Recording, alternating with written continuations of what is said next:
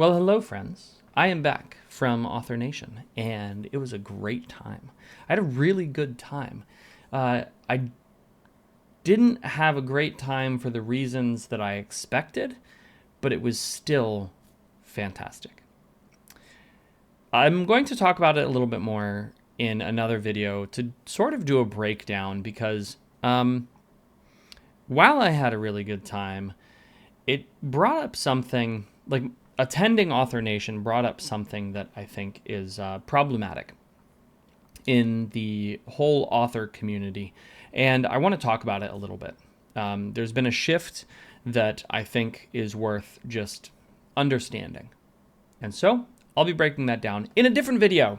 Not this video. Sorry. Today I have something else for you.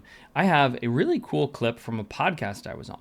So I was invited on the Novel Marketing Podcast, which is actually the longest running writing podcast in the world. It's really good if you're looking to figure out how to sell books better, because every episode includes practical tips on how to actually do whatever it is they're talking about in the podcast episode, and then leverage that into selling books. So I was invited on by the wonderful Thomas Umstad and had a great time talking about world building and how you can use world building to sell your books. So we talk about immersion, and I'm going to include a little clip of the podcast episode here for you so that you can see it, and then definitely go and check out the rest of it over on the Novel Marketing Podcast channel. So without further ado, here you go. And there's all these tricks that actors do with props. I remember when I was doing theater, it's like you want to show one of the wise men in the Christmas story with a bowl of gold. You can just fill the bowl full of cloth, right? And you only put coins on the very top because they can't see that it's full of cloth. It looks like a bowl full of coins and you only actually have a handful of coins. There's millions of tricks like that in theater, and a lot of tricks like that that authors can use, but it's, I would say, risky because you can get yourself into continuity issues, which then mess up that second part, which is immersion, right? Yes, so, absolutely. So how do we build the wonder without breaking the immersion? This is such a good question. We often talk about world building as a spaghetti western. When you watch in an old western the wandering hero ride his horse into town, it looks like a town. If the camera were to pull back 3 feet even, you would realize that 90% of those buildings are just a false front with some 2x4s tacked up behind them and a guy hiding back there with a boom mic. Like, the framing is what matters in that context, right? A foot too far out and it doesn't look real. But if you frame it correctly, then even though there's nothing behind those buildings, even though it's the same extra walking by in 2 different hats, in the same scene to make it look like there are more people there, the illusion of completeness exists. And so immersion is really about giving people enough information, and wonder is about giving them enough space. Now, we tend to err on the side of wonder because different people obviously have different levels of willingness to suspend their disbelief. But we've found that if you can nail the wonder, people are fairly forgiving on the immersion side. At the same time, if you don't pay attention to immersion, you're going to have that whiplash effect where somebody all of a sudden snaps out of your story and is like, well, that's weird, right? And that's one of the most damaging things for a visitant's participation in the story, is just that effect where they're snapped out of the story because something just doesn't line up. It doesn't make sense. And continuity is a big one, right? Making sure that when your character accidentally forgets their sword at home, they don't then have it in the next scene to slay the dragon with, right? And another part of continuity is following the rules that you set up for yourself. That's right. In the story world.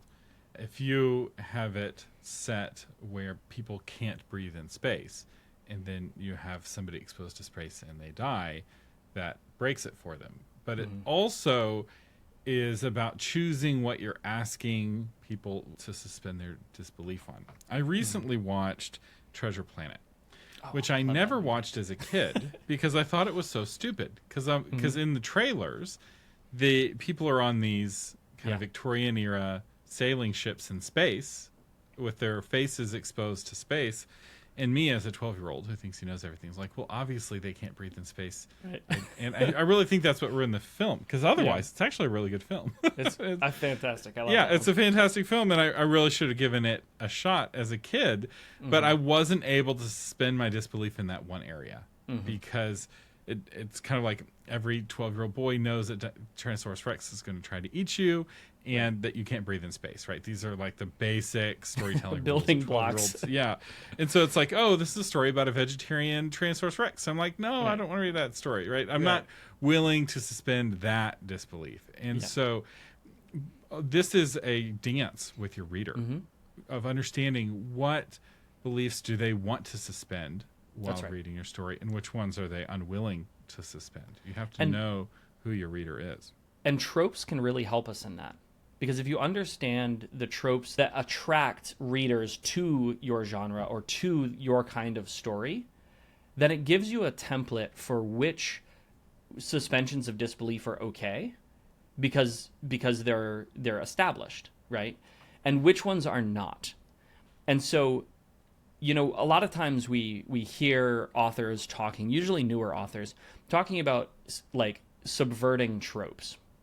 But you have to be a little bit careful with the subversion of tropes, because if you subvert too many of them, or if you subvert them too much, you are no longer writing what you initially were writing, right? You're just writing something else. And so having a clear understanding of what tropes are really important to the setting that you're trying to build becomes sort of vital in building a living and breathing world. If you can identify which of those tropes are the linchpins and which of them are less important, then you can really understand the interplay between what can be a cardboard cutout that you look at from a distance and looks real, and what actually has to be fleshed out, what actually has to have meat behind it. And another thing that actually really helps with this is, I talked about our core concept earlier, where we tend to pick a single thing or a feeling that we want our readers to have, and we extrapolate everything in the setting from that. We also encourage people to set a few boundaries, right? What are the rules I'm not going to break? We typically say 1 core concept and 3 boundaries.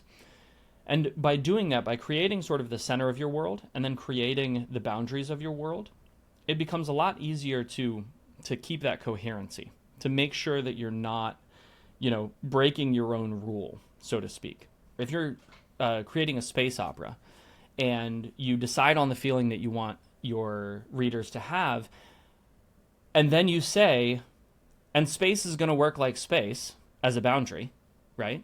Then it gives you a really clear understanding of what you can do in space and what you can't, right? Your people can fight in space as long as they have spacesuits, but they can't sing opera in space without a spacesuit, right? So it gives you clarity around what it is you're expecting, and then also what the reader is expecting, right? Because immersion is really about expectation. It's about when somebody comes into your setting, what do they expect to find, and what are they willing to not find?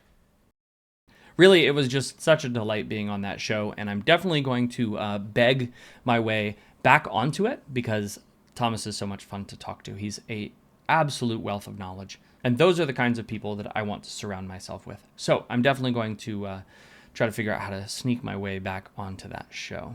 Definitely go check out his channel. There will be links in the description below. I'm sure there's a title card floating around here somewhere that you can click on, because AJ, my editor, is fantastic. And like I said, I'll record a Author Nation specific video coming up here soon, so be on the lookout for that as well. I hope you all have an absolutely wonderful week. See you later. See you later. Sometimes my mouth doesn't like working.